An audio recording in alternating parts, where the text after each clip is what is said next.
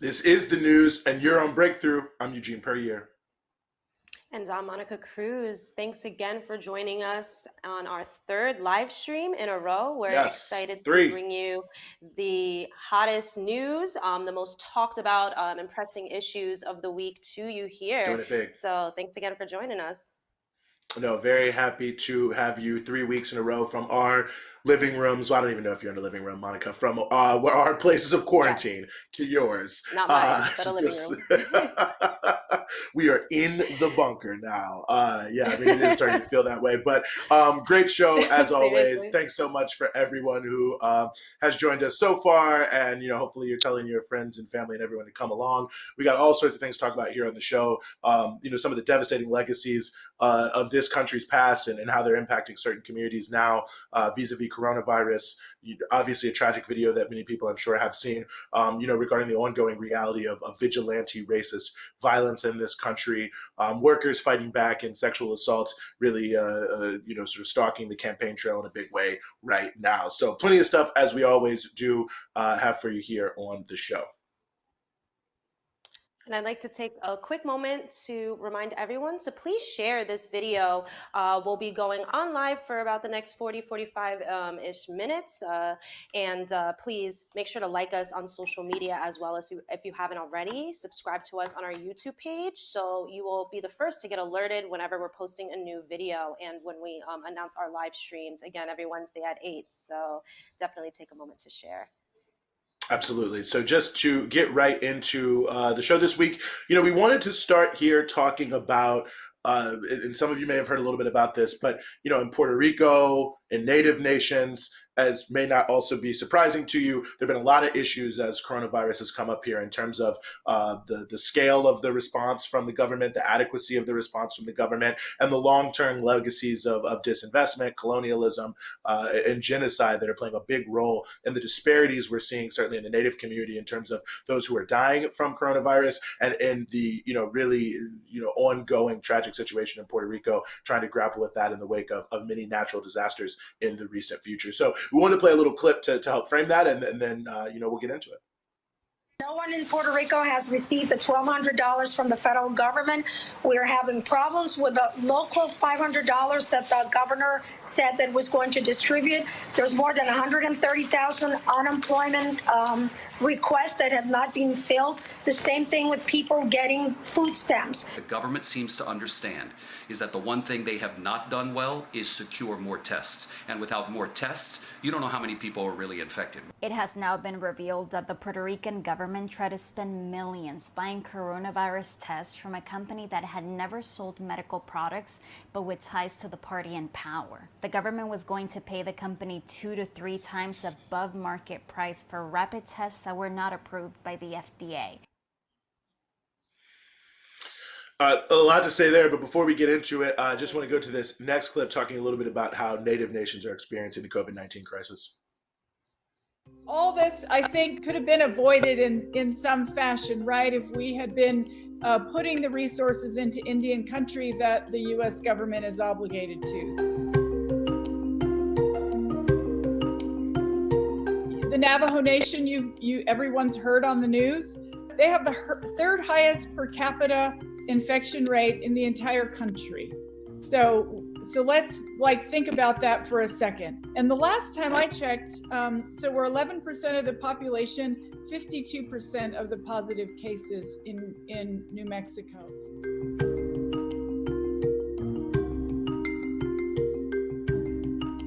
We are waiting on a shipment of personal protection equipment from both Indian Health Service. We were waiting on it from our county, and we were waiting on it from the state. We received a big box. We opened up that box, and instead of finding gowns, masks, any of the PPE we ordered, instead what we found in that box was body bags. They had sent us a box of body bags before they sent us that personal protection equipment. And well, that was told to us that was a mistake. To me, it's such a metaphor for what's happening in Indian country, both rural and urban. You know, it is such a metaphor, Monica. I mean, what an unbelievably disgusting story. I Exactly mean, right. you ever wanted to know what someone really thinks about you? There it is right there. We've asked you to send us life-saving equipment, and instead you've actually just sent us body bags. So we don't even care if you save lives, but here you are when you start dying, so you can be a little bit more prepared. I mean, this is, I think, what we really mean. You know, someone asked me about the promotion for our live stream today, you know, the colonial legacies. What do we really mean by that? And to me, like, that's what this really is, the total lack of accountability that exists. Like, yes, obviously our democratic system in general lacks a lot of accountability, but you know, these native folks almost certainly cannot fire the body bag guy or even have really significant input. A bunch of other Congress people and presidents and others who've never even met a native person are determining, you know, who's filling a lot of these political slots in these massive bureaucracies. We could say similar things about Puerto Rico, where you don't really have the ability to you know, weigh in on so many of the officials that actually have this life and death capability over you. And we see it in the reflections time and time again in the historic disinvestment that's led to a lot of problems in these communities with coronavirus in the first place. Just like we said with the Black community, a lot of coronavirus induced problems here, but not a lot of coronavirus caused problems. The rot at the core of the system really being exposed here. I think the long-term history of colonialism, genocide, and sort of modern colonialism as it concerns Puerto Rico and the native nations just right here in front of our face. That's exactly right, Eugene. And just to give our viewers a better understanding of the situation in Puerto Rico specifically, you know, this word colonialism is really used as a buzzword a lot, especially in more progressive, you know, liberal leftist circles. We're hearing this word more often, but we really need a solid understanding of what it means. The U.S., of course, stole Puerto Rico from the Spanish, its original colonial overlords in 1898. And really has since then engaged in really what was an incredibly brutal, violent takeover of the islands, literally not allowing Puerto Ricans to wave their own flag in their own land, brutally, you know, suppressing any kind of movement for independence, torturing, jailing, killing our leaders. And, you know, there's this idea that, okay, Puerto Ricans are citizens of the U.S., but they still don't have a right to vote for president. They still have no seats in Congress. And really what this citizenship allows Puerto Ricans to do is to go and fight and die in our military, in our wars, and to pay taxes, and actually to pay higher sales taxes than a lot of us do here in mainland United States. I remember my first time going to Puerto Rico being shocked by the sales tax that I was paying on really basic items. So I think from, you know, just looking at this entire history, just as you said, the coronavirus is just exposing the rotting reality of this system. And it's really sick to think things like, you know, 44% of Puerto Ricans live near or below the poverty line. And we've seen ever since Hurricane Maria, a massive migration of Puerto Ricans, specifically young people, young professionals, you know, what you call a brain drain of people leaving the island for the mainland to get, you know, better job opportunities, to have a better standard of living. And, you know, as we're seeing also all of these nonstop earthquakes that have been happening in the southwest region of the island, destroying the island's already very dilapidated structure, an electrical grid system. So you still have people living with blue tarps as roofs. You still have people living without consistent electrical systems working in their homes, or even water in their homes. I mean, just the very basics of life are not guaranteed for Puerto Ricans. And in a time like this, you're seeing, you know, the governor Wanda Vasquez, only up until last Wednesday, all public schools on the islands were closed, and we have 70% of Puerto Rican public school students being food insecure. And as we saw all over the US, you know, we're here in New York City, public schools have been open to serve lunch to folks because understanding the issue of poverty, that this is how most kids are able to eat. So the fact that we had 70% of Puerto Rican students possibly missing their only real meal a day for weeks, it's just very clear, and no accountability. I mean, there's no way that Puerto Ricans Ricans can really get any real representation. And that is what colonialism means, and that's the impact that it's had on nations like the Navajo Nation as well. And also, I'd like to pull up this video. It's one of the many videos that we've been seeing coming out of Puerto Rico in the past few weeks, as these state, provincial, and federal police of Puerto Rico have been brutalizing and arresting hundreds of Puerto Ricans for violating these stay-at-home orders. I'm not sure if we'll get this video up here, but I mean, we can just imagine and see these highly militarized police. I mean, look at the dude just whip out his baton. It's completely sick. It's 4 police officers over one dude. And again, we're seeing so many videos like this come out. Not a lot of information or context about these videos. But this is really reminiscent of what we're also seeing in the poorest Black and brown communities here in the US, right? In New York, over the weekend, we were seeing a bunch of videos go viral in neighborhoods across the city where Black folks were getting brutally arrested and beat up on police, again, for the same reasoning, for violating stay-at-home orders. But at the same time, even as the pandemic was really starting to rear its ugly head, in early March, in the United States was really starting to see what was to come for the virus, and all these stay-at-home orders were beginning to be put into place. We saw still hundreds of flights of tourists coming in to the islands every single day, and from these coronavirus hotspots of New York and New Jersey, and these tourists are still able to be all up on the beaches, all up on the resorts, putting the essential workers at these places in danger in Puerto Rico. But at the same time, Puerto Ricans are being brutalized and arrested just for going about their day. A lot of people just going to work and taking care of other essential business, right? So again, this is just very clear, seeing the interconnectedness between all these different struggles and what colonialism and what really white supremacy is doing, and what this pandemic is exacerbating. Yeah, I'll just say one more thing really quickly. Yesterday, was a day of visibility for the issue of murdered and missing Indigenous women and girls. And I hope people who don't know about this crisis, where sovereignty, the lack of self-determination, racism, and colonial style policing play a big role in this, what is really truly a crisis of murdered and missing Indigenous women and girls. Deb Holland, who you saw in that Now This video, has been doing some, I think, to try to elevate the issue on the federal level, but a number of activists from the Native community and elsewhere doing a lot yesterday. So I hope folks just have a chance to look into that and learn more. Definitely. So, yeah, all in all, we see again this crisis bringing out some of the worst and what the most oppressed, the poorest communities here in the United Yeah. States have been facing forever. And I think that's in a lot of ways a positive, as we're also seeing, like we'll talk about a little later, people resisting. I'd like to bring it to a very, very important way that viewers can support Breakthrough News. Again, thanks to everyone tuning in. Make sure to click that share, that like button, so we can get our content out there. We understand, especially in a time like this, a time of unprecedented global crises, it's really important that independent media is being put out there, and the stories and the struggles of poor and working people in this country and around the globe are being presented in a real way, because we understand these different perspectives, and this information we're not seeing in the mainstream media.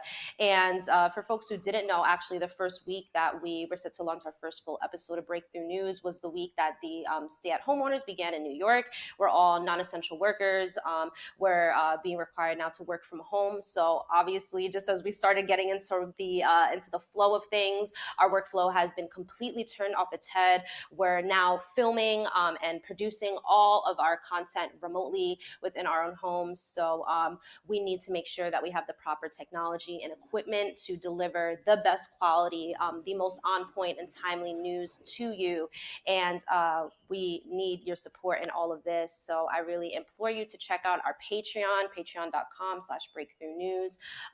Be sure to see all the different tiers. We have a lot of exclusive content that our patrons up to this point we've been sending out. And you can read all the details there on our Patreon page. So please consider doing this, joining us on the front lines of what really is a war of ideas, particularly in a time as critical as this. We really need your support to be putting the real news out there. So Yes. thanks again, and thanks for tuning in. Yeah, So no, now, absolutely. Go ahead, please. yeah, so now we can move on to our next set of clips. There's been a lot of attention and talk on these allegations against presidential candidate Joe Biden, and these accusations from a young woman named Tara Reid. So we'll get right into that, going with these clips on folks talking about Joe Biden. And I do support Joe Biden. I'm satisfied with how he has responded. I know him. I was proud to endorse him on Monday, and I supported him because he's a person of great values. I believe Joe Biden. I believe that he is a person who has demonstrated that his love of family, his love of our community has been made perfectly clear through his work as a congressional leader. I mean, whenever I see someone do something Surprising. like that, like you're trying to make a big statement, like Stacey Abrams was, and you're like halting, you're making sure you say exactly what you need to say. Like those kind of canned statements to me are always a big red flag, honestly, about these kind of things, about politicians acting in ways that are utterly political. I mean, there's so many different angles that we could take on this, but I think, for me, that's what jumps out from that previous clip was, Stacey Abrams, somebody who the hopes of millions of people around the country were really invested in. I mean, I think it's easy to just dismiss that. I think a lot of people who, are cynical about politics, oh, of course, blah, blah, blah, blah, blah, blah. But the idea that in Georgia, which has such a legacy as a keystone state of the Confederacy, of white supremacy, of Jim Crow, for a Black woman who, at least, in the context of her campaign, is talking about the need to focus on and empower working class people, working class rural people, working class rural Black people. So really talking about how to build a large mass movement that, in the context of the right-wing nature of this country, made people believe, like, yes, if Stacey Abrams could be the governor of Georgia, that's a sign that we can really change things in this country. We can turn that around. And I want to support that. I want to be part of that. The issue that she was raising around the suppression of voters in Georgia, which raised the profile of that issue nationally in a huge way. I mean, I understand why people really rallied around this banner, and it's angering, it's frustrating. It's a whole range of emotions for me when I see something like this, because it's that credibility of those millions of people who rallied to that banner that she is deploying to defend Joe Biden here. And quite frankly, it's 100% obvious why Stacey Abrams and Kirsten Gillibrand and all of these other politicians, Kirsten Gillibrand especially, who had criticized Joe Biden for, issues of sexism when they were competing against each other in the Democratic primary, why they are saying this. Because the establishment of the Democratic Party in this country, that section of the ruling elite that works with the Democrats, has said Biden is the guy, Biden is it. We're going against Biden. Anyone who doesn't support Biden against Trump is the Antichrist, and you're responsible for every single death that happens the second Trump, takes the oath of office, moving on from there. And so if you want to advance in this Democratic political power structure, you know what you need to do to it doesn't really matter whether Biden wins or loses, right? You know what you need to do if you want the people to write the checks, to stump for you, to suggest you for these situations.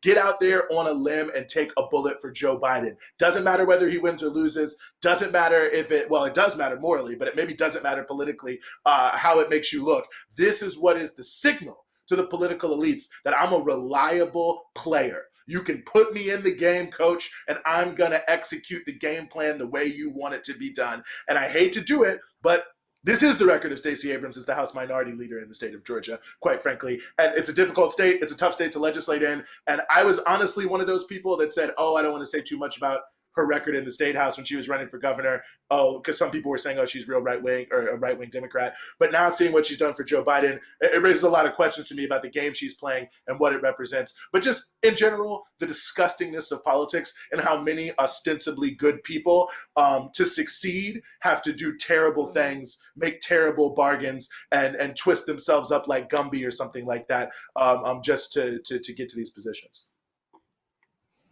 Definitely. And I think, speaking to your point, yeah, how she has given so much lip service to representing Black communities, to representing women. She even made some comment at an interview with The View recently saying that, it would be a little offensive or disservice to the Black community if Biden didn't choose a woman or a woman of color specifically for the VP seat, because of the fact that the Black community gave Biden such a huge basis of his support in the primaries. And just, all this lip service given to the Me Too movement too. I mean, what happened to hashtag believe women? What happened to hashtag trust women? Now it just seems we're back to believe Biden, and the way that these, supposed, leaders are supposed to be, are somehow using something like the Me Too movement that resonated with so many millions of Americans, women who experience the sexual harassment and sexual violence, in just disgusting numbers. Like, this is really an epidemic, and that's why the Me Too movement was so powerful. So they give so much lip service to these things, things that are such a real issue, but are able to so opportunistically forget about all these values that they claim to stand on, as soon as it's time to just fall in line with what the Democratic establishment is looking for. And, especially in particular, we're talking about someone like Stacey Abrams. She has been touting herself, it seems, as the ideal pick for VP, literally talking about running through her resume again in a recent interview. And apparently supposedly she's taking off some people in the Biden camp, actually, with her nonstop. It's like she's running for class president or something in her high school. But again, I think it's incredibly disappointing, especially when we're talking about an issue as real and as severe as sexual assault, and holding people accountable, holding these men in these powerful positions, wealthy men. This was the whole point of this entire movement, was the fact that someone exactly like Joe Biden, because of his wealth and power and status, can get away with abusing women. I mean, it's just so hypocritical on so many levels. And I think particularly talking about, Stacey Abrams and figures like this, Nancy Pelosi, want to give so much lip service to what exactly women need, in particular using the identity, what exactly Black women need. I think what we really need is leaders who are going to stick to their values, and who are going to work to fight against this system that creates a situation in which 99% of all sexual abusers walk off scotch-free and never get brought to court or any sort of justice for their disgusting actions. So in order to challenge an issue this big, that's what we need. Yeah. No, I think you're making a good point, and I think it's worth noting here that, the reason why people are rarely held accountable and women rarely come forward is basically exactly what's happening to Tara Reade right now, right? I mean, you look at Donald Trump, who has like 20 some odd, I think it's like 20, I'm not even going to say the number. He's got so many allegations of sexual assault against him at this point. I mean, it's almost, there's actually an entire book filled with these allegations. There's so many. And the whole context of that, as you're saying, Monica, right, is, well, it just didn't matter. Like, no, he still was elected president. It is what it is, but it should matter. And so here we are in this situation where you've got a powerful person who, has been, well, let me actually come at this another way. Every single thing that the Republicans were saying during the Kavanaugh hearing, like, it's some about Trump, but let's move to the Kavanaugh hearing. Every single thing they were saying to cast doubt on a lot of these questions, if you look at the Tara Reade situation, she has actual more corroboration than what Democrats were saying that Dr. Blasey Ford needed to have. And, listen, I think Brett Kavanaugh, I was in the camp that I thought he did do it. I thought that Dr. Blasey Ford was convincing. I thought that she had zero reason to ever come forward, and that alone was a powerful thing to believe it. But, we now have with Tara Reade, several people, friends, family, neighbors, co-workers, who all heard about this issue contemporaneously. Now, of course, one of the major issues of the Me Too movement, and again, that's why I don't want to frame this argument in the wrong way, because I think the Me Too movement raised correctly that, a lot of these are like he said, she said situations, and we shouldn't use that to dismiss women's claims. But putting that aside,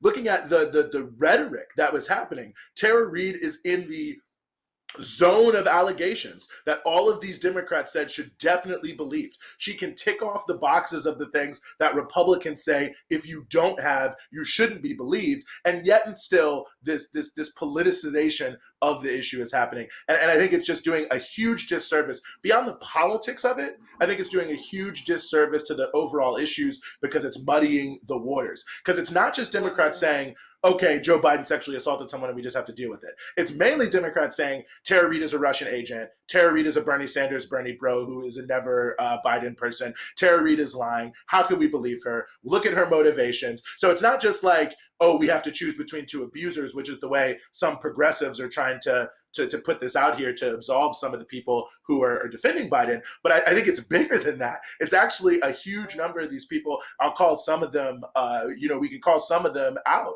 Josh Marshall at Talking Points Memo, which is a big liberal website. I just wanted to call his name because I hate him. But, there's more of them that are basically, impunging her character in a way that they said was completely and totally disgusting when it came to Dr. Blasey Ford. And it was disgusting. And the other individuals who came forward to make allegations against Brett Kavanaugh. So, I mean, beyond the politics, beyond the Democrats and the Republicans, I think that just for getting the issue straight here, that there is rape culture and that sexual assault is real and a serious issue, it's being lost, unfortunately.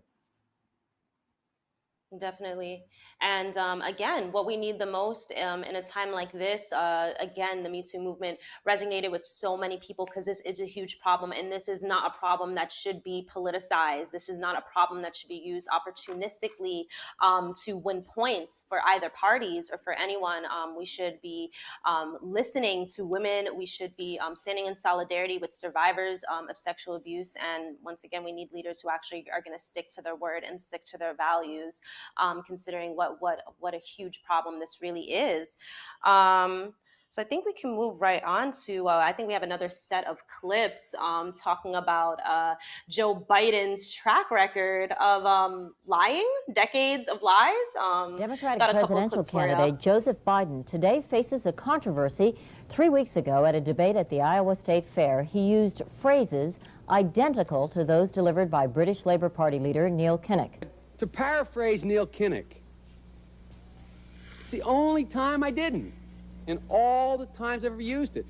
But CBS News found a tape of a second instance. I went to law school on a full academic scholarship, the only one in my class to have a full academic scholarship. Went back to law school, and in fact ended up in the top half of my class. I was the outstanding student in the political science department at the end of my year. I graduated with 3 degrees from undergraduate school and 165 credits, only needed 123 credits. Biden now concedes he did not graduate in the top half of his law school class, that he does not have 3 degrees from college, and that he was not named outstanding political science student in college. Newsweek says Biden actually went to school on a half scholarship, ended up near the bottom of his class, and won only 1 degree, not 3. Well, there it is. Guy also said this year that he got arrested in South Africa for Nelson Mandela. That never happened either. It's really ridiculous. And I mean, at this point, he was a young man, he was only about, he was 46 years old. And now we see, the man can't even remember where he's at or what position he's running for in this campaign. I mean, just these outrageous gaffes that we've been seeing from him left and right. So it really does make me wonder when he says something like, when he's being pressed on these Tara Reid allegations, he's saying, well, that didn't happen and I don't remember that. I don't remember that. I don't recall. I mean, can we really expect the man to remember it? I guess maybe he's not lying in this situations. He really can't remember it. I mean, but I don't know. I really can't believe a word that comes out of his mouth with this lie after lie that we're seeing. I mean, he came 76 out of a class of 85 and had the nerve to sit there and say he was at the very top of his class. And I mean, the audacity too.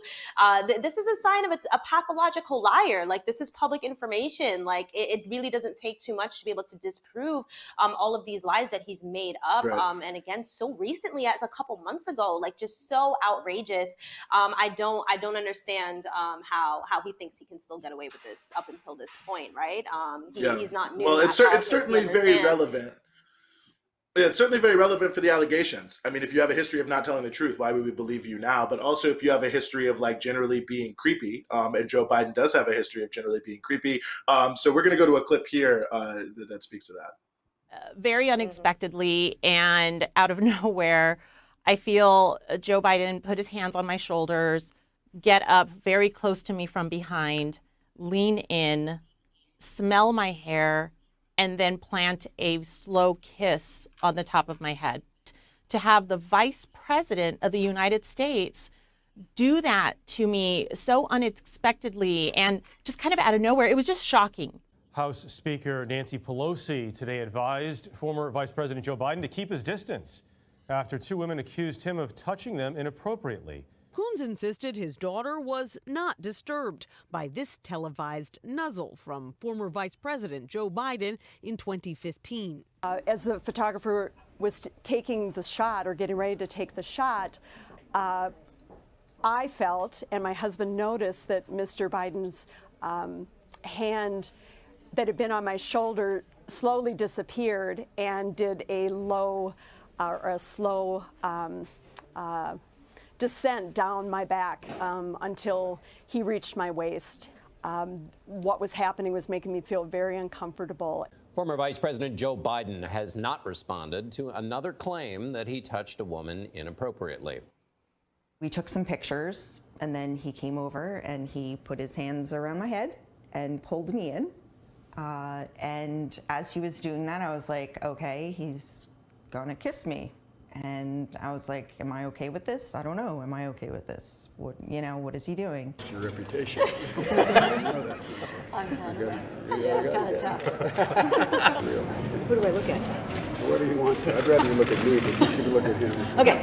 How do you want us to split?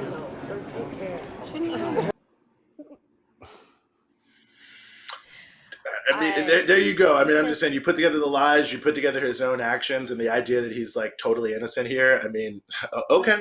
The audacity. And I mean, every woman watching these clips knows that feeling, knows that look of discomfort, you know, that very uneasy grin that that you feel like you have to put on as a performance, especially, you know, all of these women in incredibly public places, you know, on a million cameras on their faces. They're just trying to grin and get it over with, right? And I think, especially when we're dealing with a man as powerful in the public eye like Biden. I mean, it's no wonder why women like Tara Reid spend years keeping this to themselves, because it's like, we already saw this again, Me Too movement pointing out the fact that men like this are able to get away with this kind of behavior time and time again. I mean, just decades of video evidence of his creepy behavior towards women. It's very clear that I don't know. I really don't trust a word that comes out of this guy's mouth. But again, just goes to the heart of the issue that someone with money, someone with as much power in the public eye like Joe Biden is able to get away with this kind of behavior time and time again. And that's why it just goes back to that disappointment in people who claim to represent women, to represent survivors of this sexual harassment and abuse, to just turn around and just fall in line and say, well, we're going to support him anyway, and we don't believe you know, all these allegations against him. So I mean, I don't know, what they say, what is it that's saying, the truth is in the pudding, the evidence is in the pudding. It's really right there. We're seeing it here. No, absolutely. Well, you are watching the news on Breakthrough. If you're just joining us, welcome. If you've been sticking with us, really appreciate you sticking with us. If you are just joining us, or for whatever reason didn't do it earlier, if you could take some time to share this stream with other people. We got a few more stories we want to run through with you, but we want to reach the maximum number of people. And of course, always remember to subscribe, like, and share everything that we do here at Breakthrough. Most definitely. So now we'll go on to our next story. Actually, about 2 months ago, an unarmed man shot in Georgia, and it's finally just hitting the mainstream press as a video was released of this shooting. Interestingly enough, about 3 days before the anniversary of the killing of Trayvon Martin, in a very similar situation. We see it here. Yeah, this is the video that is happening here. We're not going to show the whole thing, but you can see the individual in the white who is jogging as Ahmed Arbery, um, who ultimately ends up dead here. The truck that you can sort of see coming in and out of the video is you see some armed individuals here. There's a little bit of a altercation, and then it goes. Basically, you just go on to see him essentially get shot. It's not 100% clear exactly what happened here, if he was shot with a shotgun or with a pistol, but there's a number of things exchanged. The basic reality of the story seems to be that he was jogging. These two individuals who are, connected to law enforcement were allegedly thought that he was matched the description of some suspect, of someone who allegedly had been breaking into homes. They were chasing him down, trying to do some sort of citizen's arrest. Obviously he was trying to evade them. They stopped, and then ultimately there was this altercation and he was killed. I mean, it certainly seems very similar to Trayvon Martin, or if you even think we're thinking about and talking about crises right now, what we saw in Algiers right after Hurricane Katrina, where there are these racist vigilante actions that take place, oftentimes in these small towns in the South. The original case here, when this happened, they decided to just let it go. They said there was no probable cause to arrest these two individuals. Now they're allegedly going to go before a grand jury, and this video has emerged, which maybe will change the overall context of the situation. But yet and again, we're seeing what we've seen, certainly what we saw with George Zimmerman and Stand Your Ground. What we're seeing yet and again, time and time again, that individuals, some connected with law enforcement. There was a similar case in Florida that very few people heard about, a guy named DJ Broadus, who was killed in a way that his family connected to law enforcement. So sometimes that, adds in the cover up. But regardless of all that issue, and I know that's a relevant issue that a lot of people are talking about with this story, just the ability of vigilante racist violence to even take place in this country. It's as American as apple pie, quite frankly. This is the reality for Black people in America, that at any moment you can be killed by some sort of racist vigilante who will get off like George Zimmerman and then make hundreds of thousands of dollars selling the gun and appearing on right-wing TV, and all these other terrible situations, capitalizing. I mean, if you want to know how bad George Zimmerman was, he got beat up in a restaurant last year by a guy with a Confederate flag tattoo. If you're too racist for the guy with the Confederate flag tattoo, I mean, Jesus Christ. I mean, what are we doing right now? But I think this is, one, I think it's important for people to remember the history of this, that literally this was like everyday Black America, for many people who were still alive. Just that wanton violence. When Emmett Till was murdered, when they had the trial, Medgar Evers. When Medgar Evers was murdered and they had the trial, the former governor of the state walked into the courtroom and shook the hand of Byron D. LeBeckwith, the killer, who, of course, thankfully was held responsible years later in the 1990s. So it gives you a sense of that level of impunity. But even still today, with all the changes that have happened in our society, all the things that have happened since the struggle against racism, the ability to have this kind of racist vigilante violence and the level of excuses, like we thought he looked like somebody who could have done something weeks before, so we chased him down in a truck and shot him. Like, just think about that thought process. That doesn't make any sense at all as a logical order of operations. It only makes sense at all if you feel absolutely no impunity to chasing someone down with a gun and potentially killing them, because you have absolutely no doubt in your mind that any young Black person could potentially be this violent, dangerous criminal. And you have absolutely no doubt in your mind that you're going to get the benefit of the doubt even if you do kill them. Right. Look, the 911 call that the killers put in literally said, quote, "There's a Black man running down our road." I guess that's enough in this country to be shot and killed. I guess it's illegal. It's warranted for a quote unquote citizen's arrest just to be Black and walking in a neighborhood. Right. And the killers, they, like we said, it's a father and son. The father used to work for local law enforcement. That is why the initial prosecutor had to recuse himself because of that conflict of interest, right? And I mean, even the concept of this citizen's arrest law is complete nonsense. I mean, this is just the same basis for Jim Crow, where literally, again, being Black in a majority white neighborhood and in a neighborhood where you don't belong, that is enough probable cause for you to be run down and killed. Oh, and to happen to look like someone who might have been doing a crime a couple days prior to this, right? And I mean, it's really, I'm reading an article by the New York Times about this, and the mother of Ahmed was saying, you know, we wish that we could take a stand and do something and protest. And it's incredibly, you know, harrowing in a time like this of social distancing, where we cannot get together in big crowds and unite and make the kind of noise that we want to, you know, a la the Black Lives Matter movement, and still families of victims of police violence still always hitting the streets to demand justice. And you know, we can't do that in the traditional sense, unfortunately. And this is really why it's so important for those in the movement, those who want to demand justice and stand in solidarity with the family in the situation. We really need to be thinking of creative ways and figuring out how to make our voices heard. And you know, people online talking about this, sharing this video, sharing the article. Like we mentioned, this happened back 2 months ago, and I've been hearing about this on social media. So, I mean, hopefully these folks can get justice in whatever way they can. Unfortunately, the way that this injustice system is set up, of course, to favor these white vigilante murderers, you know, we saw again a very similar case with Trayvon Martin, you know, and his killer's still out here running free. All we can do here is just spread the word on this issue and really use it to point out just the absolute disgusting racist nature of the justice system here in the States, and just the audacity of things like the citizenship arrest law, which just gives any white person feeling empowered enough to be able to do what they want and kill Black people with no recourse.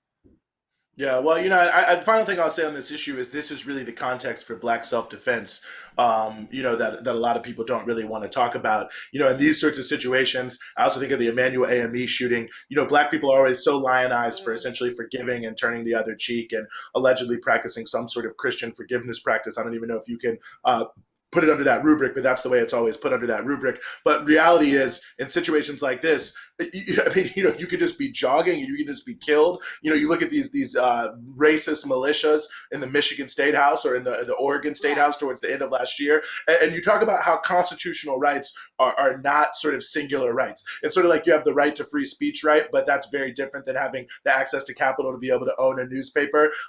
You know, I think this is the same thing. Allegedly, you have the right to bear arms and the right to organize yourselves into citizens' militias, but those rights seem to only really be honored when we're talking about justifications for you know, these right-wing racist militias, or you know, the ownership or weapons by the state in some capacity, in some sort of special weapons and tactics team. So you know, again and again and again, we see how this whole issue of the right to bear arms is not only racialized, but it is really put directly into the context, whether it be the quote-unquote gun control laws after Reconstruction, after the rise of Black Panthers, that there is a consistent attempt in this country to de-arm, demobilize, and psychologically and morally de-arm and defang and demoralize the Black community from standing up for itself and fighting back. But there is an aggressive attempt to militarize elements of the white community, to allow them to militarize, to allow them to form and to act in such a way to create these situations that we see right here. So, I mean, there's a lot more to it than that, but I think it's really important in the context of this presidential election,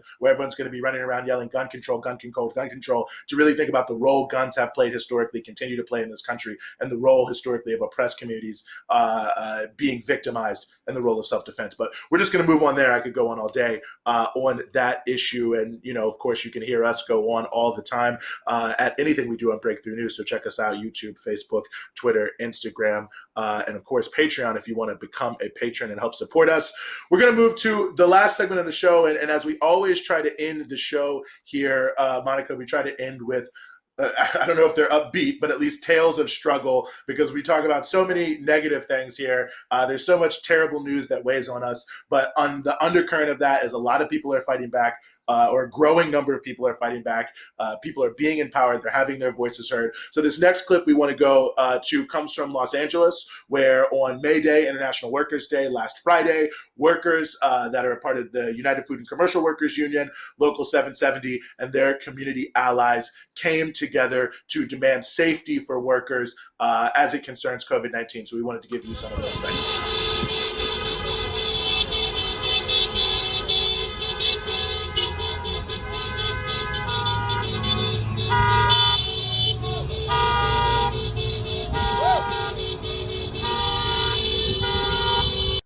USCW Local 770. Today is May Day. 130 years ago, workers fought for the right to get control of their lives for the 8-hour day. That's the same thing essentially we're doing today. 19 workers in this store have tested positive. That's over 15%. That's outrageous. And it reflects the disdain at best that this company has for those workers that do this essential work. And we're presenting a series of demands of this company before they continue, in order to continue their work, that there begin immediate testing, on-site testing of everyone, and quarantine those workers, a thorough cleaning where they shut the store down for 24 hours, bring in an outside crew to clean. Third, a health and safety committee established of workers that review the compliance. And fourth, those government entities that establish these ordinances then come in and approve and review whether or not they're compliant.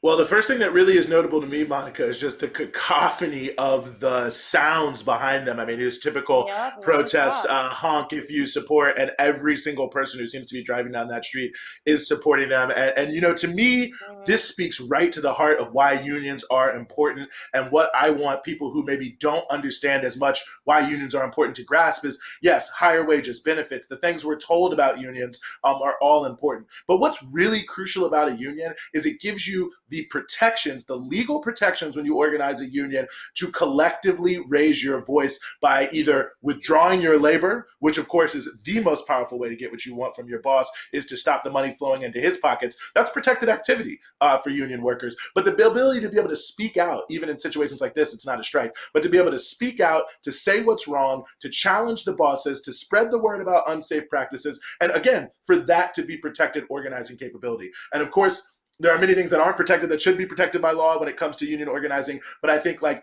you know, and union organizers say this all the time, more than any one particular issue, a union gives you a voice on the job, and it gives you the protection of your fellow coworkers banding together when an injury happens to one, an injury happens to all, and everyone can take action. That's deeply powerful. It's deeply important, and it's a much deeper right than I think a lot of people really recognize. The right that workers have gained through our blood, sweat, and tears to be able to stand up, to organize, and to be counted, and it is illegal for your boss to retaliate against you and to try to stop that. And it's good to see people stand up here. I think it's an important thing for people to understand about why they should have a union beyond just the day-to-day bread and butter issues. It gives them power to push back against their boss, and it gives them protection when they do it. I think that's exactly right, Eugene. And I think a testament to your point that, you know, unions are bigger than just, you know, a livable or fair wages and benefits is really exemplified in how you see these huge mega corporations like Amazon, which of course owns Whole Foods, you know, employing people just like these very workers we saw in this video, right? Spending millions of dollars on technology to find hotspots for union organizing across the states. But, you know, places like Whole Foods and also Trader Joe's, which we did a clip on that I'll talk a little bit more later here for Breakthrough, you know, they actually do pay their workers a little better than average, a little higher than minimum wage, depending on the state, and offer them some benefits and protections that you don't see in a lot of other workplaces, right? So these corporations, they'll use that as a basis to tell their workers, then you don't need a union, you got everything you need. But situations like this, circumstances like this, the just total lack of PEP for all of these workers in supermarkets, literally on the front lines of the pandemic, right? We're really starting to see who our essential workers really are. And these are people putting their lives on the line. So in a time like this, a union is so necessary, you know, to show the collective power of workers, to bring workers together on a shared platform and give them that apparatus to really challenge the powers that be, challenge the management, who very clearly care more about their profit than they do the lives of their workers, who they see as replaceable. And like I said, recently, we did a really great segment on the struggle at Trader Joe's. We know the chain supermarket brand that kind of advertises itself as like a place of, you know, happy workers, cheery, positive environment, very laid back. And that's what it markets itself on, right? But talking to workers from Trader Joe's stores across New York City, hearing their stories, and you know, actually, I'm still in touch with some of these workers, and I got word that one of their coworkers at a store here in New York passed away after a couple of weeks of actually starting to recover from COVID. Passed away about a week ago. So again, this pandemic is showing who our true essential workers are, and unfortunately, these are the people who are paid the least, who have the least benefits, access to paid sick leave, all these basic things. And as well, it's going to show that who our non-essential workers are. I mean, of all of these, the people who stock our shelves, the people who flip our burgers, right? You know, all of this just kind of like rolling your eyes, almost classist language against all these different professions that have actually been shown to be the most critical. These are the people actually sustaining Americans' lives, right? And if their bosses didn't show up, if all these corporate CEOs, like the CEO of Trader Joe's, Dan Bain, who told workers that union campaign efforts in Trader Joe's were an effort to quote unquote capitalize off the crisis. I mean, if he disappeared off the face of the earth or went to lock himself up in his $1 million mansion, you know, business would keep going. Society would still keep running. So this pandemic is really going to show who makes the world run, who keeps society going. And that is our low wage workers, right? Who deserve so much better. So all the solidarity in the world to the supermarket workers out in LA and all supermarket and essential workers across this country who deserve the very best and who deserve to be treated as important as they are and as human beings as they are, just on a basic tip. I hear you. But yes. No, I think it's a very good point, and you know, with the upsurges we're seeing in you know, this worker activism, strikes, organizing, all the things that have happened, I think it is absolutely not only people are realizing who the essential workers are, but the essential workers, you know, really enforcing themselves into the conversation. Perhaps a modification of the biblical axiom, "Blessed are the burger flippers, because they shall inherit the earth." Certainly feels like we're switching things around there. That's going to do it for us here on the show this week, though, Monica. Pleasure as always being here with you. Yes, for sure. And again, thanks to all of our viewers. You're catching us on our third live stream in a row. We'll be back next Wednesday at 8 p.m. To talk about the next latest issues and of the week. And also be sure to like us, follow us on social media. Be sure to subscribe to our YouTube page. As I mentioned before, you'll be the first to receive alerts as soon as we're posting new content and new videos. And definitely check out our Patreon as well. And y'all know the saying. I'll let you have it, Eugene. Thank you, because as always, don't just watch us, join us on Breakthrough.